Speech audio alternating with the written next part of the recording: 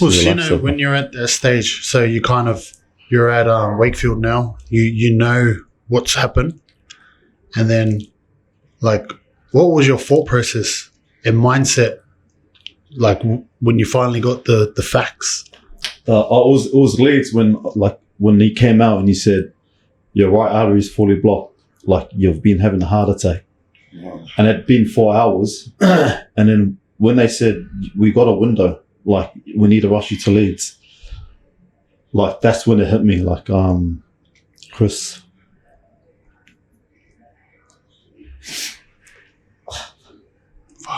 It's alright.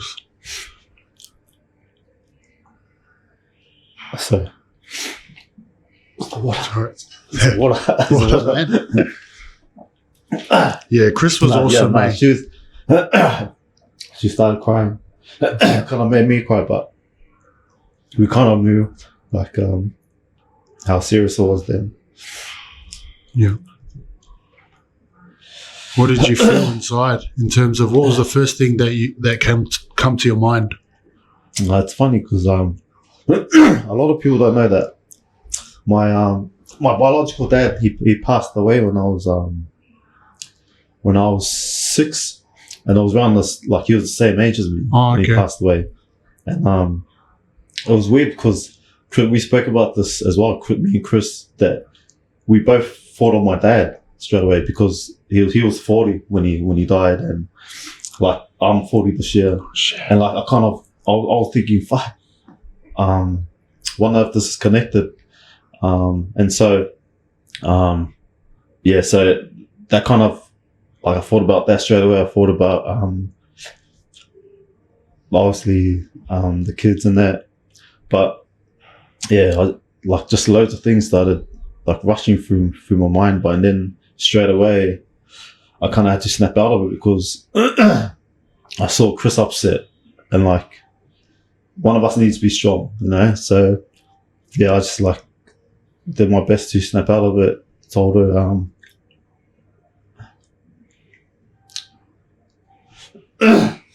I just told her to stay strong. Yeah. That no matter what happens, like, you know, everything will be okay. Show me, baby girl, just don't. You already know that. So just tell me how bad you really. Show me, baby girl, just don't. You already know that. What's up, boys? Welcome back. Today we're in a different venue.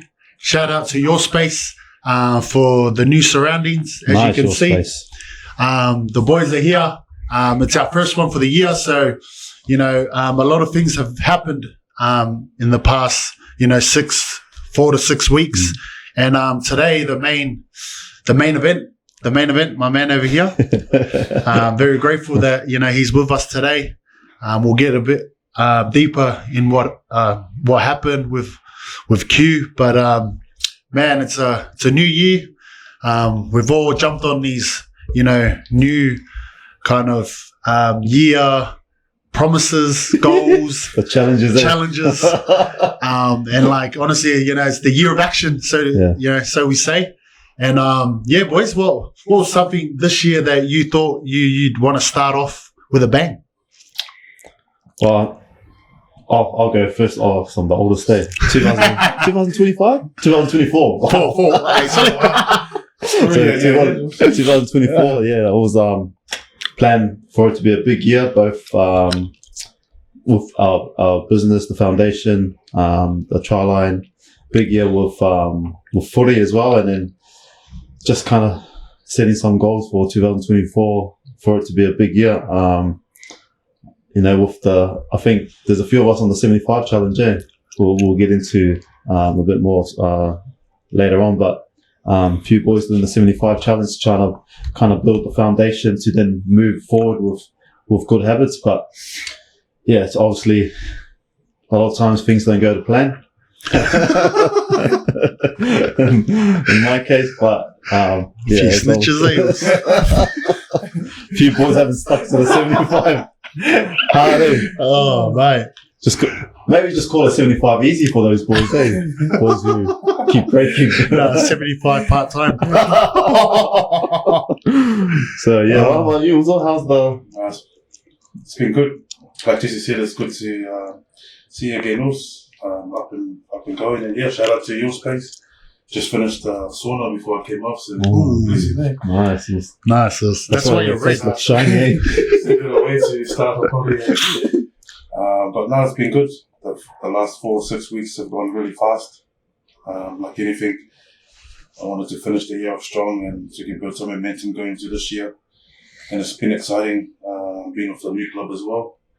Just been training consistently, and we played yesterday as well against Midland, so it was a good game. Just the first head up of our competition game. Obviously, last week we got to play against Hull FC just to see where we were at as a team, but no, it's exciting.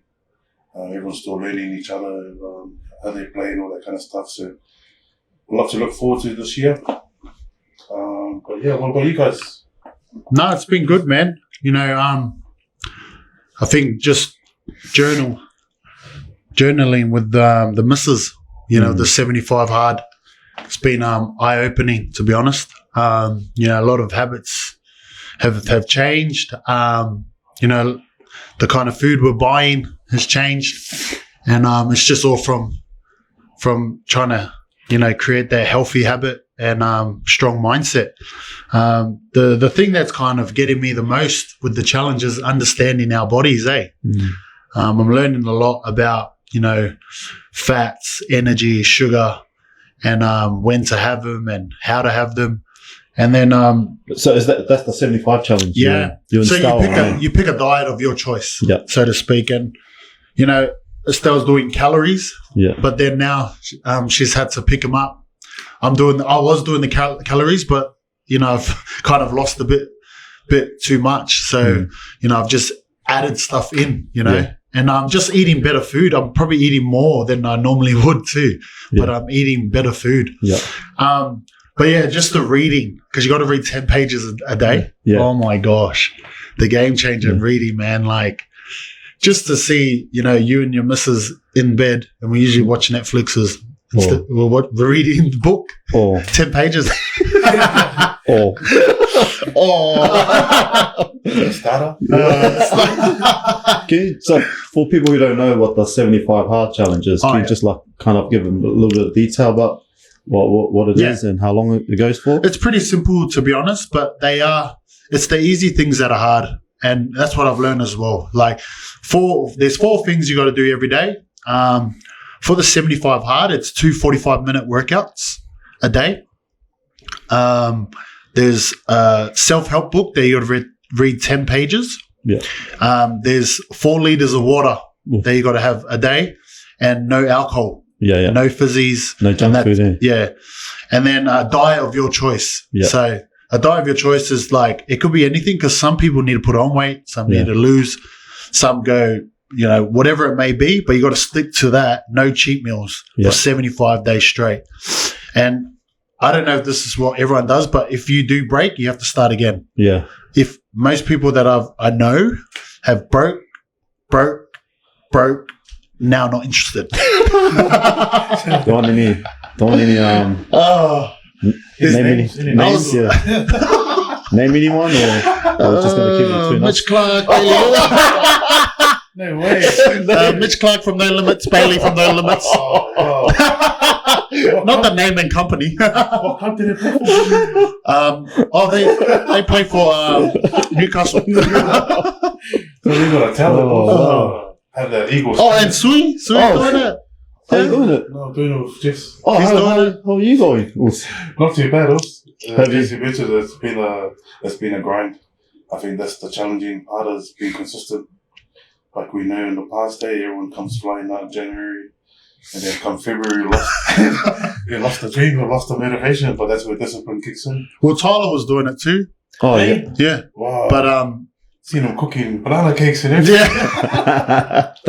Well, that's you know, he first said I'm not doing it, and then 2 weeks in he heard all our stories, and he's like, yeah, I'm pretty much doing it. Like, I'm just not taking the process photo, progress photo.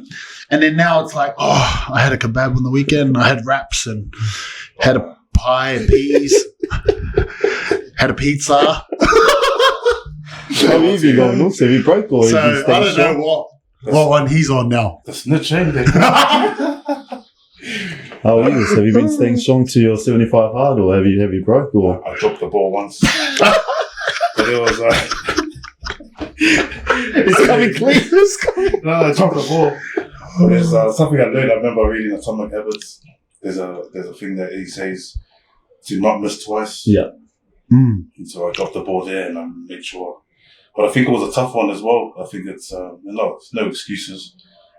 But I definitely put my hand up. I should have prepared better.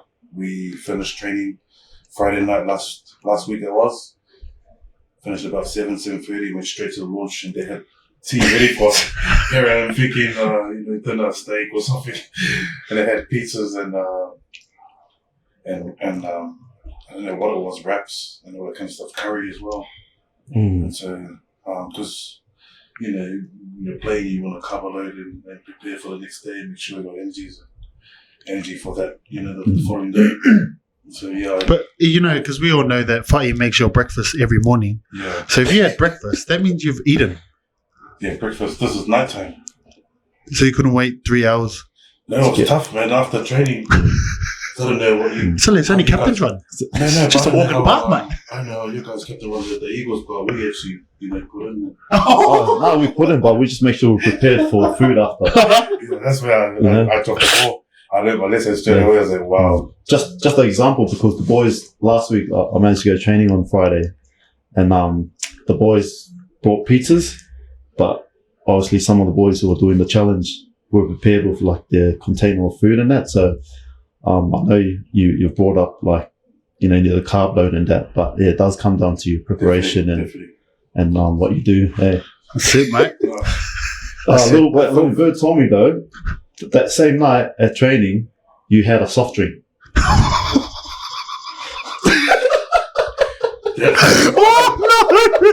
No. So it wasn't you broke before. No, that same night it was all in one. I was like, man, I got my foot in. I'm sure water's free. Yeah, there was no water there. No water! In the bar, yeah. Wow! Honestly, yeah, I I've heard of We need to check this info, eh? Is this Donny?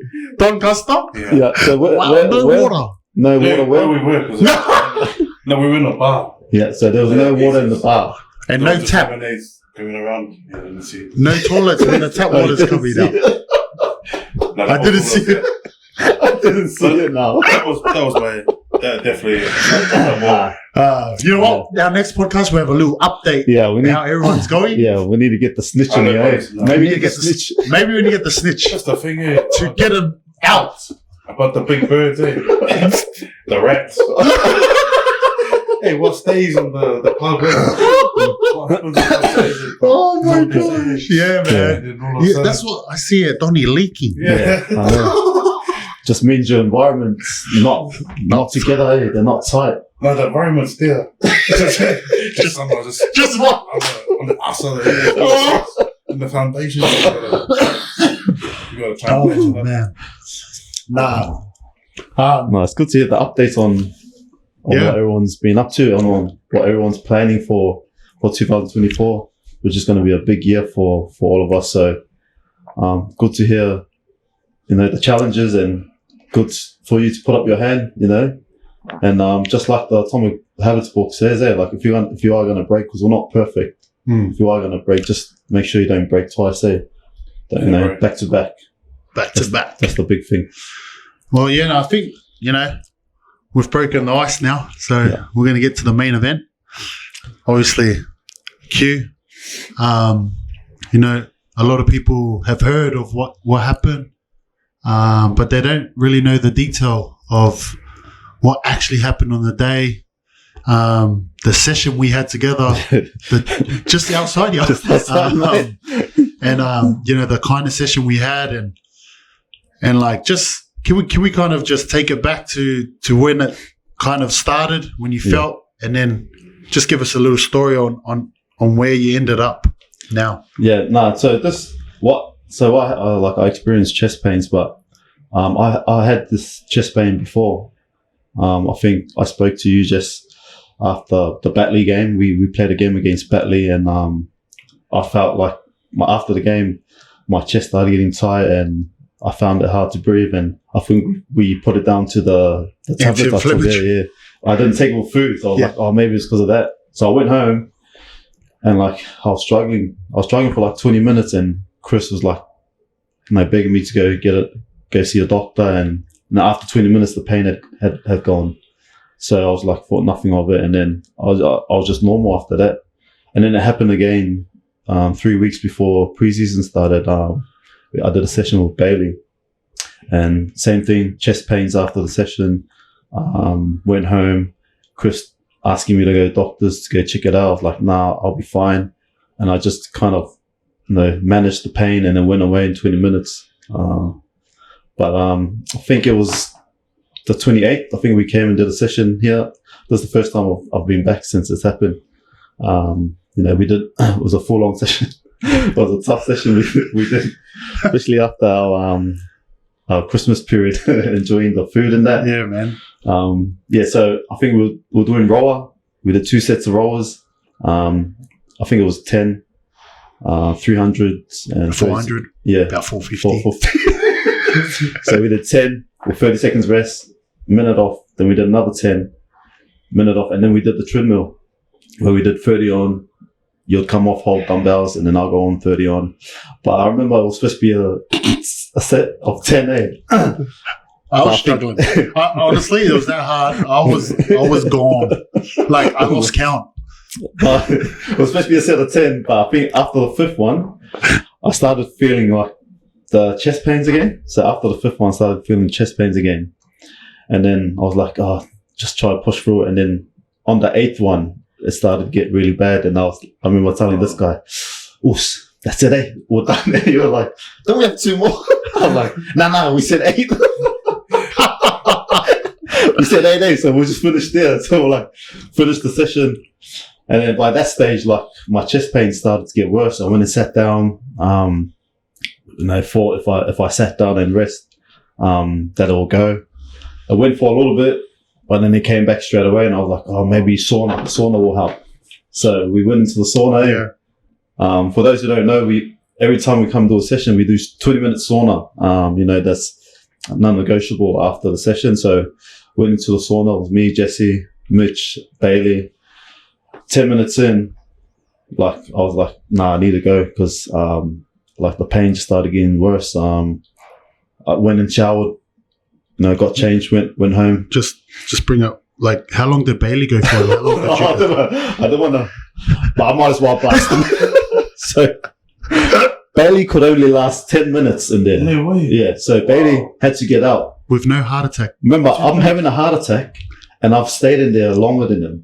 So that's a bit embarrassing, but I thought, people needed to hear it. Wow. It's like the 75 hard. Oh, it's there. They were there, but then they disappear. There's a saying that everyone has the dream until they so they feel the struggle until they feel what the price tag is. Wow, I remember too at Christmas lunch, they were like, let's go.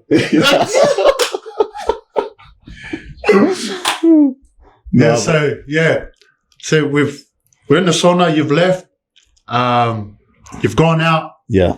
Usually I come out and you're waiting, and then we all leave together. But this one particular time, you were gone before we even come out. So what happened after that? I went straight home. And I was like, I need to go home and lie down. So I went into the living room, and I just went laid down on the couch, and Chris knew something was wrong. And I was the pain just started to get worse. And she goes, and I told her what happened, what the pain was, and she was like, "Please, can you go to the hospital?" I was like, "No, I'll be fine." But then pain started going up to my jaw, and then I started to struggle to talk. Then the pain started going down my left arm, and then she pretty much begged me, and I think if it wasn't for her begging me, I would have just tried to write the pain, not knowing what was actually happening, but what was actually happening. But then we got in the car, like, by that stage, I couldn't drive. Like, I couldn't talk properly. I couldn't drive. And so she had to drive. So we went to the nearest hospital, which is Pontefract. But the hospital's not really a big hospital. So I went in, told them what was happening. They took me in a room and they put wires on me, gave me some painkillers. And they didn't really know what was happening because obviously they didn't have a cardiologist there. They didn't have the proper equipment.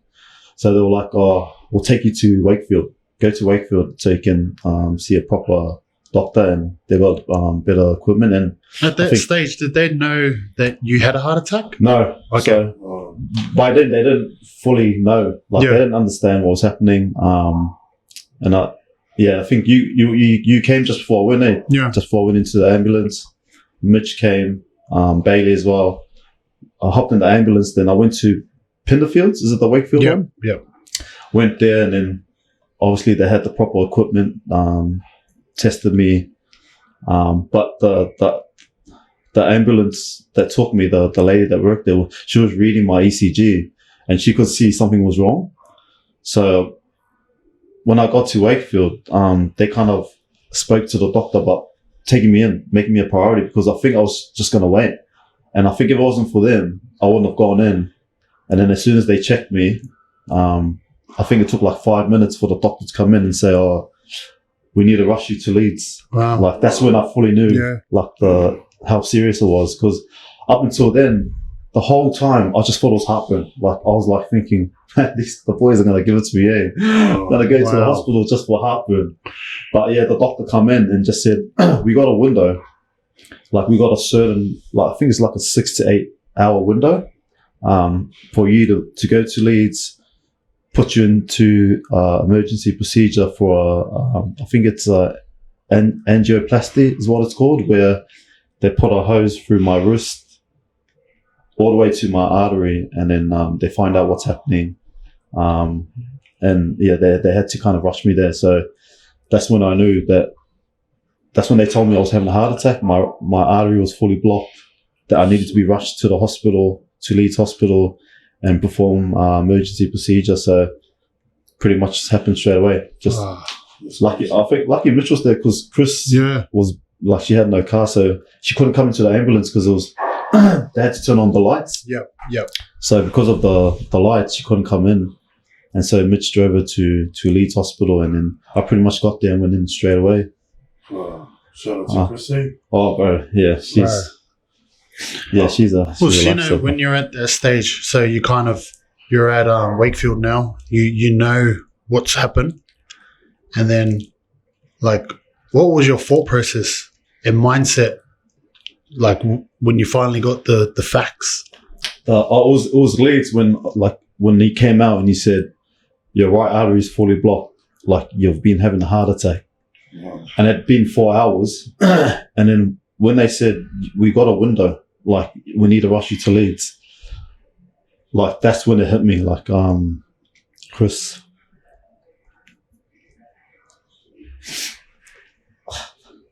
Wow. It's alright. So, what? What? Yeah, Chris was awesome, mate. She started crying. Kind of made me cry, but we kind of knew, like, how serious it was then. Yeah. What did you feel inside in terms of what was the first thing that come to your mind? It's funny because a lot of people don't know that my biological dad he passed away when I was 6, and I was around this, like, he was the same age as me when he passed away. And it was weird because we spoke about this as well, me and Chris, that we both thought of my dad straight away because he was 40 when he died, and like I'm 40 this year, and like I was thinking, fuck, wonder if this is connected, and so yeah, so that kind of, like, I thought about that straight away. I thought about obviously the kids and that, but yeah, like just loads of things started like rushing through my mind, but and then straight away I kind of had to snap out of it because I saw Chris upset, and like one of us needs to be strong, you know. So yeah, I just like did my best to snap out of it. Told her,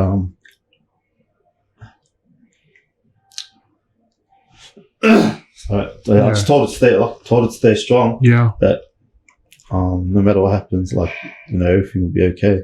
So Obviously, we can tell that, you know, this event has really influenced the way you think, influenced your family.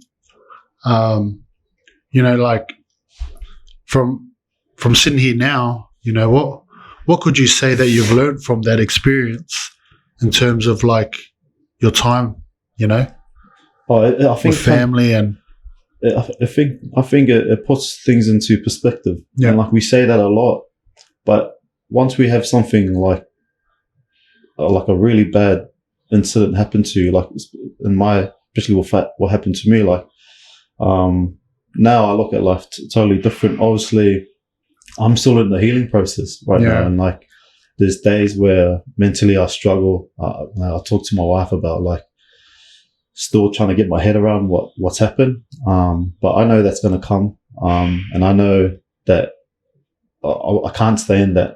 You know, I can't stay down there for too long, otherwise it'll really start to affect me. But like I'm out talking to guys about getting critical illness insurance. You know, I spoke to you about it. Like talking to the boys, make sure you get it because you just never know what's going to happen. yeah, Like, especially with me, like I'm someone that kind of I look after myself. Like I eat well, you know, not all the time, but you know, I eat well. I don't smoke. I don't do drugs. You know, I drink once every 2-3 months. I'll get freaking wasted after 3 pints. as we do. And so, like, for me, there was no risk factors for me. And so I'm hard on telling everyone to get, you know, critical illness insurance or life insurance, just so in case something does happen, you know, your family's covered. Not more for yourself, but more for your family. And like, yeah, man, it's just kind of changed everything, like the way I look at life. Yeah. And like, yeah. What's your number one thing that you do when you're like in that dark place? Like you said, your wife has been obviously the number one. Is there anything else that you could share that helps you get up every day? I've started doing meditation again, and that's something when I started doing, I thought was a game changer. I stopped doing that before Christmas for some. I just got lazy, you know. You kind of change some of your habits, but I think that's been massive for me as well. Yeah. You know, meditating every day. Obviously, talking about it. You know, we come from a society where talking about your problems and your struggles, you know, you think people look down on you for it, but obviously that, you know, just speaking about it helps. And then also I find myself going for walks, like, and Chris knows, you know, I'll just be sitting there and I'll be like, Chris, I'll like to Chris, we need to go for a walk, and she knows why. And so we'll just get ready and go for a walk, and when I come back, you know, that really helps as well. So yeah, those are the things that help. And with you guys as well, it's been massive. Like being all the way in the UK with no family, but the community and the family that we've created here in the UK, you know, it's been massive, and that's been a massive blessing for me and my family with what's happened as well. Yeah, man. Could be challenging it, like just thinking of it, like. Did you ever have any thought before this, like it could ever happen? Because I know you as well. You train, you eat well, you're pretty disciplined on and off the field. Did it ever hit you that this could ever happen? No, that's what was possible. That's the thing. Like even like the surgeons that were there, were saying like they still can't pinpoint how it happened, like because of the risk factors. Like I don't have any risk factors, and so they're saying, oh, maybe it's genetics. You know, but they don't really know. But the one thing they did find was, so my right artery was fully blocked, but there was a loop. So like a twist in my artery, which is not normal. And so they said that could have contributed to what happened. the little loop. So I had to stay in hospital for a bit longer so they can investigate a bit longer. And so what had happened is after our session, because it was so hard, plaque had busted from my artery. And so that caused a blood clot. And so they found 2 lesions, one just before the loop and one inside the loop. So they put a stent in the lesion, the main lesion, which is just before the loop. But because of the shape of the loop, they couldn't put a stent in that one. Yeah. So that's the one they're still a bit worried about. So in 2 weeks, I have to go back, do a stress test, just to make sure that lesion in the loop doesn't affect me. So so hopefully, that goes well, and I can just continue with my recovery process. Yeah. Well, lucky we're sponsored by Wellbeing, because they've given you some tools here, mate. You know, got the roller for you. Pro 11 Wellbeing, thank you. Our sponsors have been rolling my back, and got the little that's a stress mat. So that's been really good. Yeah. Using the stress mat. What do you use it for? Just lie back on it. And just you lie on it. Yeah. With anyone or? Not yet. No. Gotta be careful.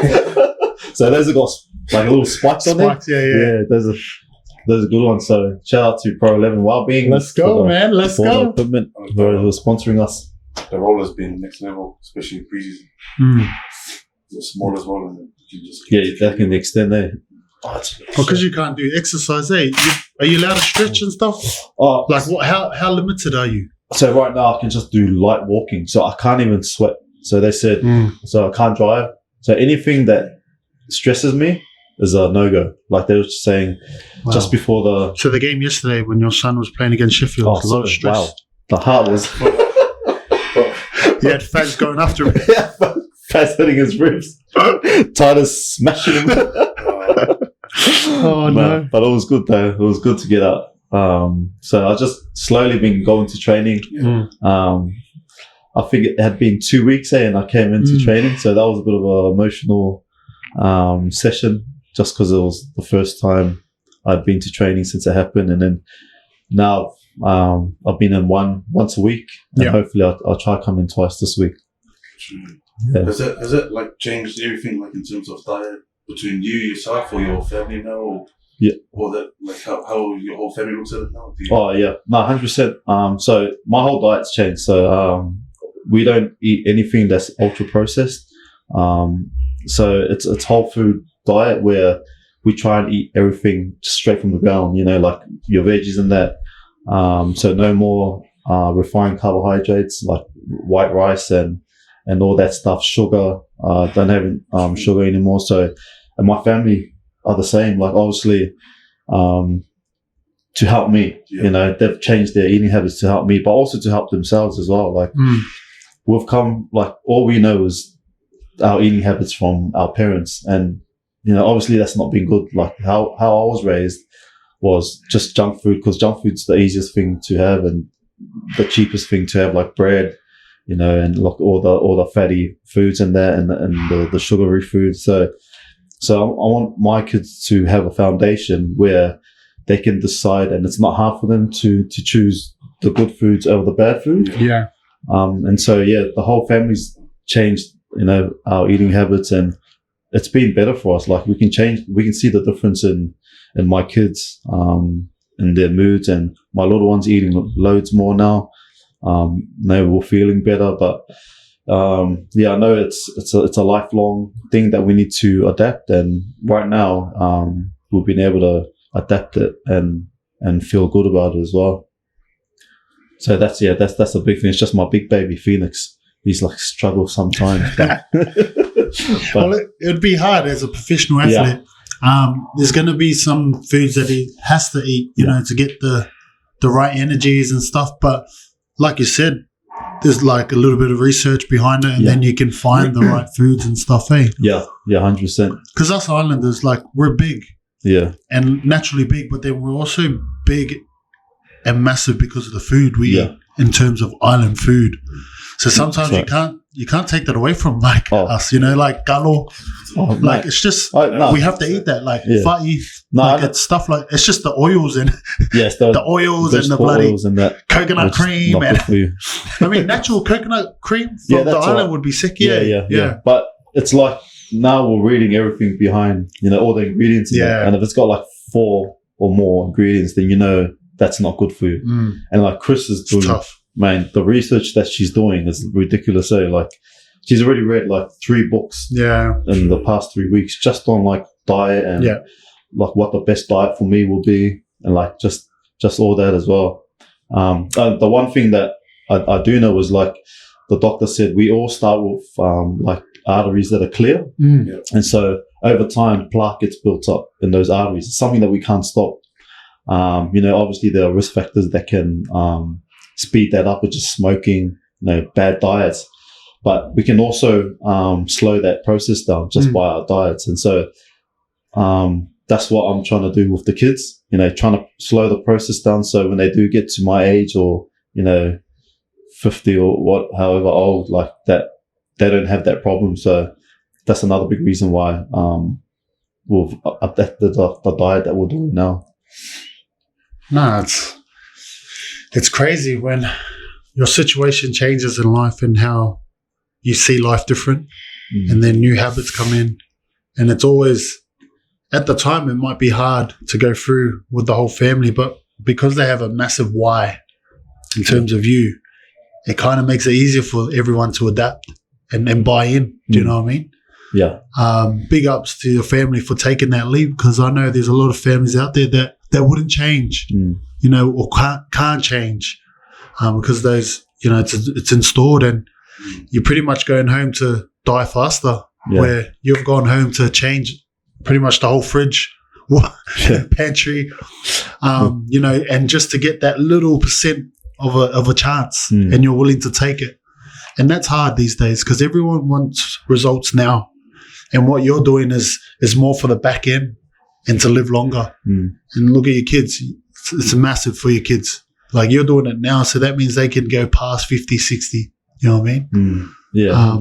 And it's a good lesson to everyone out there as well, in terms of sacrifice, and then obviously on your side is the mindset to not give up, to keep fighting.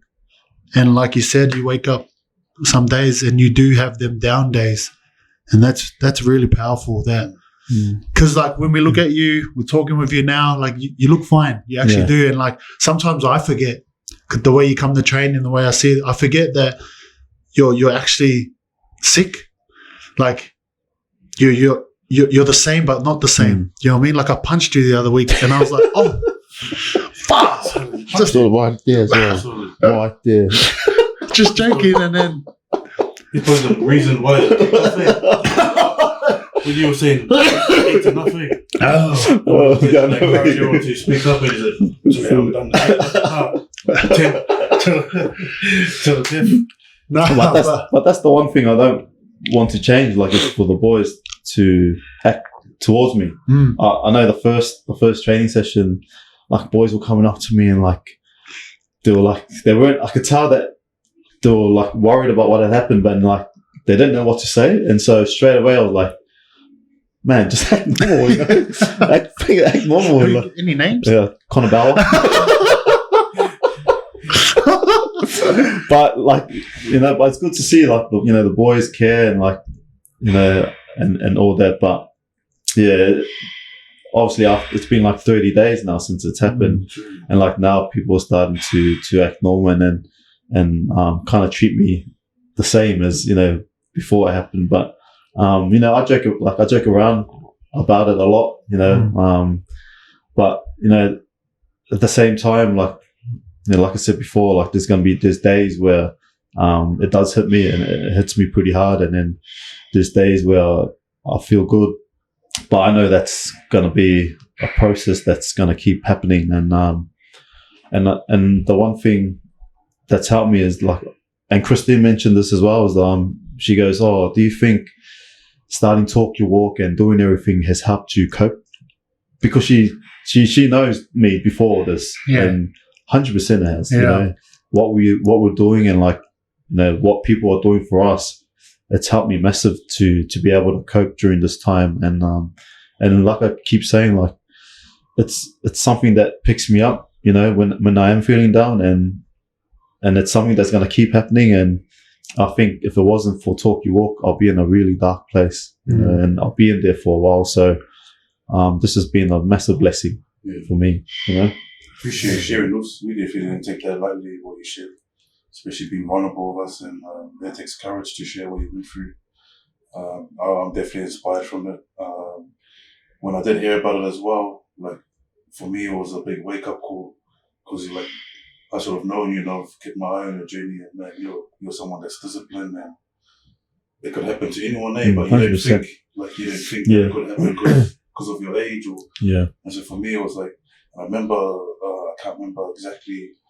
I remember watching a few years back. His name's Idol. He does all this movement stuff. And he was one thing that he said, but that's what came up to me that made you guys. A lot of people wait until something's happened before they do something about it. Whereas that's why I said appreciate sharing, because it's definitely shed some light into that, and to not wait. Yeah. You know what I mean? To get there.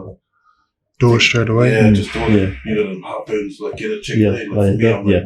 like, man, you know, just all this. And then even you finally letting Chris go, yep, we'll go to the hospital. Like, just being, because like I could relate too. Yeah. And if I'm sore, like, man, we all sore when we're training and playing, and sometimes we don't like to get that help, eh? But 100%. Just, man, Yeah. let's go.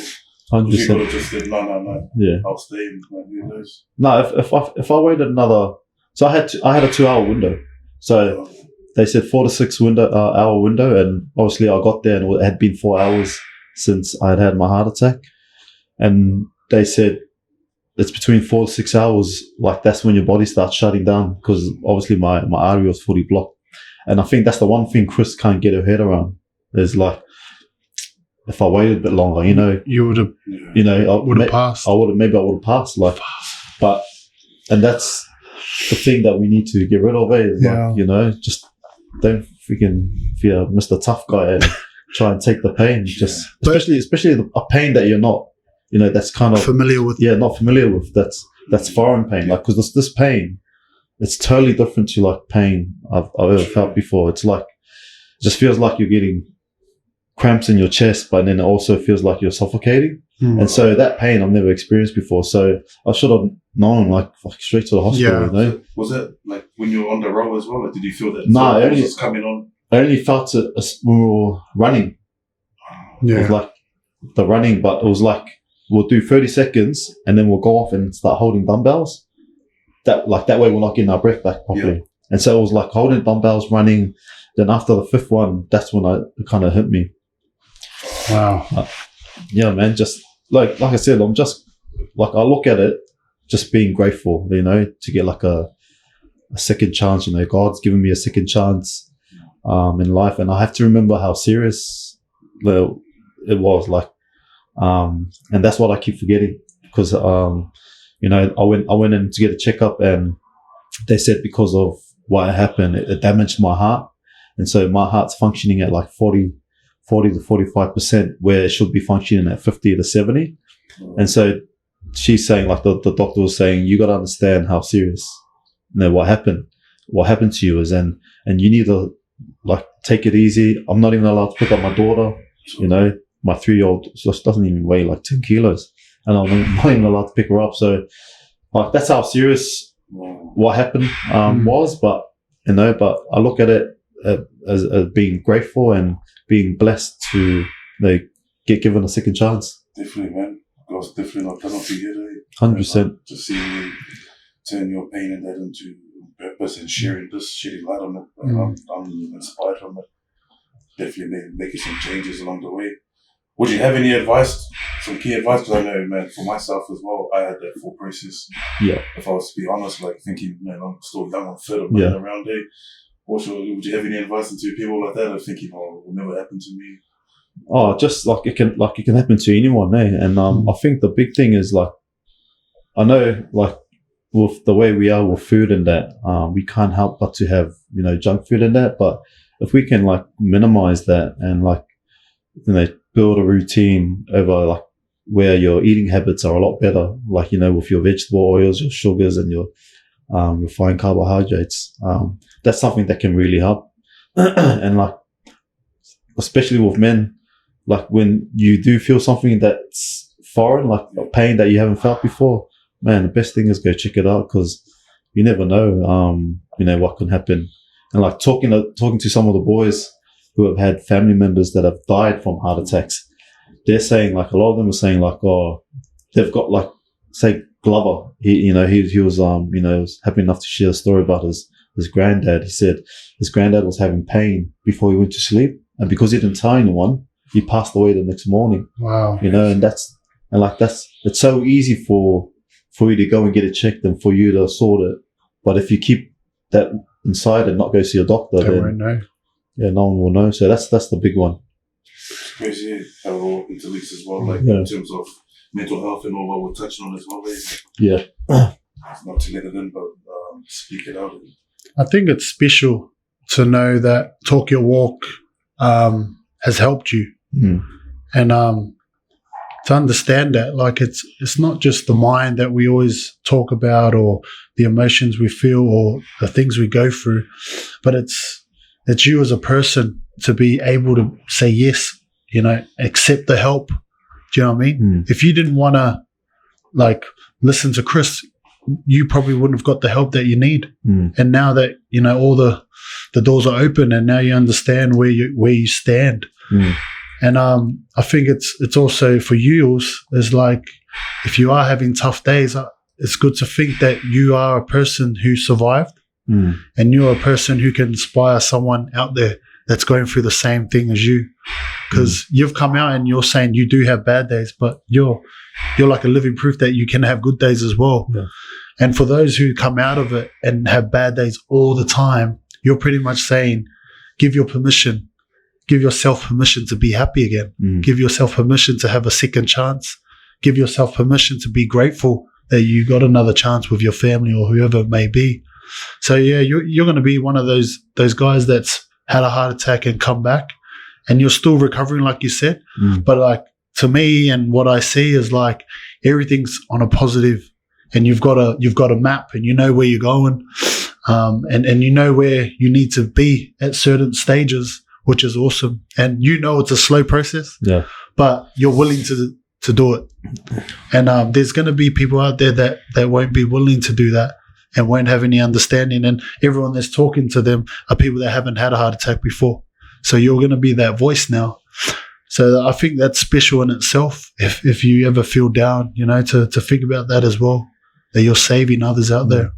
No, hard, man. And I think the other big thing is people have reached out as well who have had heart attacks and like have told their stories as well. So that's been reassuring as well. Like, people reaching out. So like with what you said, 100%. Like, I can look at my story and try and inspire people who are in similar situations, to keep moving forward, because that's what it's all about. Is no matter what's happened, it's how you react to it. How you get people around you that loves you to support you, and how you can keep building to a normal life, or maybe even better. Because that's in my mind now. There's a lot of people are telling me to retire with footy, because obviously with what happened, my recovery process, like, no one knows how long I can get back into exercise or even contact. So my mum, my brothers are like, oh, yeah, lamang ka son. And you got people saying, just retire. But I'm willing to go as far as I can for the doctor to check me and say either, yep, you can go, or nah, that's it for you, you know? And so I'm willing to take that journey. That's so mad. I'm on a journey to right to the tip, and then, I'll get my answer there. To the wheels fall off. It's such a rugby mentality, eh? Yeah. And that's probably what gets us in trouble, is we're taught to be tough and manage pain and go through the levels of being so fit, and then we mix that with other pain. Yeah. Like, you're dying, That's all we know, eh? Like, there's dying pain and there's fitness pain. And sometimes we mix the two. Yeah. Like, this guy always says, just do it till you die. Now, Totally. Almost done. Almost, mate. Level 8, and then I was like, go 10. Was that the same was that the same exercise that you took your son, Tyler? Oh yeah, Tyler. Only lasted 6. What? Like a turtle. Yeah. Oh, the treadmill one. Yeah, that was Tyler, the same one. Wow. He must hate. We need to get the snitch Well, on because you have something against him. No, nothing. They're always coming up. It's just bringing it up with us. Oh, it's good to get him, hey, for them to like have a good debate about. Best he can talk, back himself up. I just remember that trigger. It must be something. Oh, because I've done it this one day. Yeah. You No, done it all. Yeah, I know which one you're talking about. Yeah, because that is tough though. This guy put us through the mixer. I know this guy too. He wouldn't. But you completed it that way. Yeah. You completed it. Yeah, see? But it was just pushing through. I was like, we'll just go. I was breathing. Hey, we'll go. To the death. So, This yeah, guy how was does doing that that. You're really giving him the signs. It's already, hey. I haven't done the roller since. Yeah, so even those who were doing the roller, the roller was the build up before the running. So, Wow. nah, but it's good to be back and see the gym again, because it's been ages since I've been back. Just on that, while you're talking about it, did you have any like funny feelings coming back into the gym, like when you're walking in? Or No, I didn't. No, just normal. It was just normal. What one thing I do want to share is like being at the hospital for like 5 or 6 days.